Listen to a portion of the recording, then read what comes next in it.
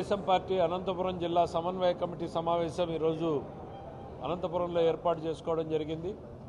దానికి ముఖ్య అతిథిగా గౌరవ మంత్రివర్యులు టీజీ భరత్ గారు రావడం జరిగింది. రాష్ట్ర వ్యాప్తంగా అన్ని జిల్లాల్లోనూ తెలుగుదేశం పార్టీ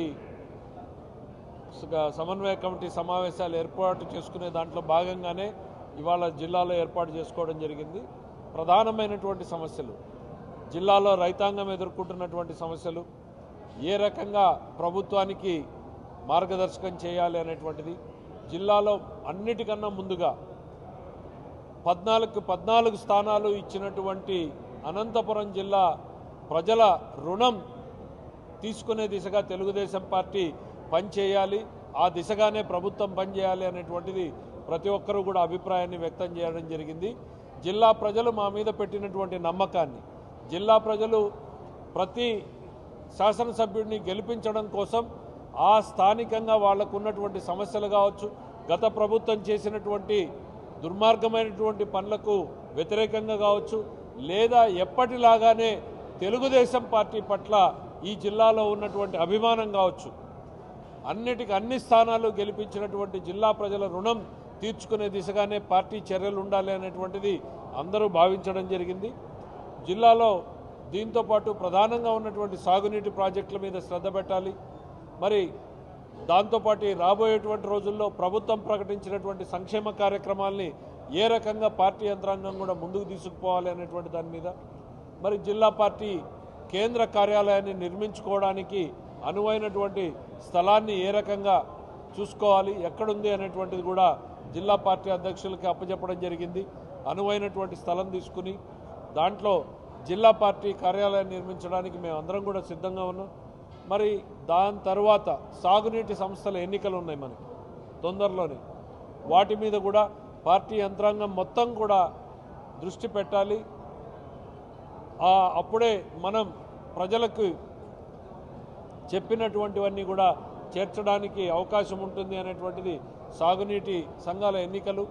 మరి జిల్లాలో సభ్యత్వం, ఇప్పటిదాకా రాష్ట్ర వ్యాప్తంగా కొనసాగుతున్నటువంటి తెలుగుదేశం పార్టీ సభ్యత్వం మీద కూడా మన జిల్లాలో ఒక్కో నియోజకవర్గంలో ఏ రకంగా జరుగుతూ ఉంది, ఇంకా ఎంత జరగాలి అనేటువంటి దాని మీద కూడా ఒక సమీక్ష చేయడం జరిగింది. ఇప్పటికి బాగా జరిగింది, ఇంకా బాగా జరగాల్సినటువంటి అవకాశం ఉంది. ప్రతి ఒక్కరిని కూడా ఇవాళ మనకి యాక్సిడెంటల్ ఇన్సూరెన్స్ ఇస్తున్నాం.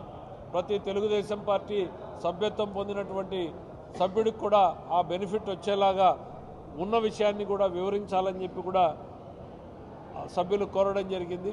దాంతోపాటు గతంలో తెలుగుదేశం పార్టీ సభ్యత్వం తీసుకున్న వాళ్ళందరివి కూడా రెన్యువల్ చేయాలని చెప్పి నిర్ణయం తీసుకోవడం జరిగింది. అట్లానే పదవులు ఇచ్చేటువంటి దాని విషయంలో కూడా పార్టీ ఏ రకమైనటువంటి విధానాన్ని అవలంబిస్తుంది అనేటువంటిది భరత్ గారు చాలా డీటెయిల్డ్గా ఎక్స్ప్లెయిన్ చేశారు.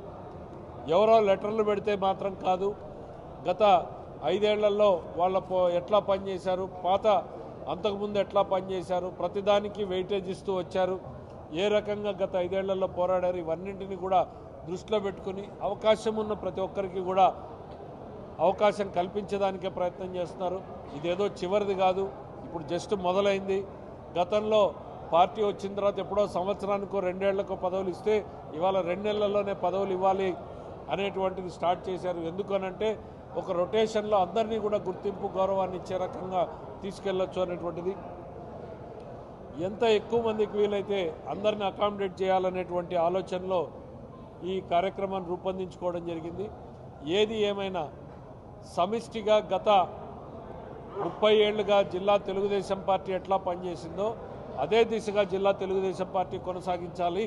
భవిష్యత్ కార్యాచరణలో ప్రజలకు మరింత చేరువ కావాలి అనేటువంటిది నిర్ణయం తీసుకోవడం జరిగింది. మరిన్ని వీడియోస్ కోసం ఛానల్ ని సబ్స్క్రైబ్ చేయండి. లేటెస్ట్ అప్డేట్స్ కోసం వాట్సాప్ ఛానల్ ని ఫాలో అవ్వండి. ఆ లింక్ డిస్క్రిప్షన్ లో ఉంది.